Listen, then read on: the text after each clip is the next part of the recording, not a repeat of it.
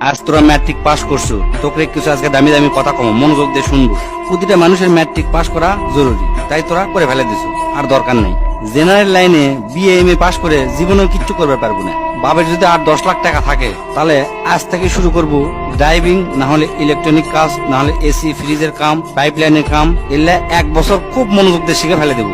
এর মধ্যে পাসপোর্ট করে থবো, ভালো এজেন্সি পেলে ইউরোপ মহাদেশে চলে যাব। বিদেশে যদি তোরা দক্ষ হয়ে যাবার পারিস তাহলে লাখ লাখ টাকা কামাই করা কোনো ব্যাপারই নয়। আর যদি বিদেশত না যাওয়ার শেষ তাহলে এখনই অটোমোবাইলের কাজ শিখে। অটোমোবাইলের কাজের কি যে দাম, যাকের গাড়ি আছে তারাই বোঝে। আর তোকের মধ্যে যার বাপের এনে জমি আছে তাকে বিদেশ যাওয়ার কোনো দরকার নেই।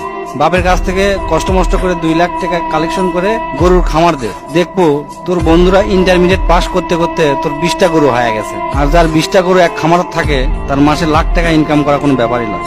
তাও যদি না পারিস, কষ্ট মষ্ট করে রাশিয়ান হোক, চাইনা ভাষা হোক, জার্মানি হোক বা ইংরেজি, কোরিয়ান ভাষা, এগুলা সবে না শিখার চেষ্টা করবো। এই কয়টা ভাষা যদি শিখতে পারিস, দেশত ক আর বিদেশত ক সব দেশতে তোর দাম আছে। দো ভাষী হিসাবেও যদি চাকরি করিস মেলা টাকা বেতন পাবো। আর যদি তোরা ভালো ছাত্র হয়ে থাকিস, যদি নিয়ত করিস আমি ডাক্তার কিংবা ইঞ্জিনিয়ার হমো, তাহলে কাল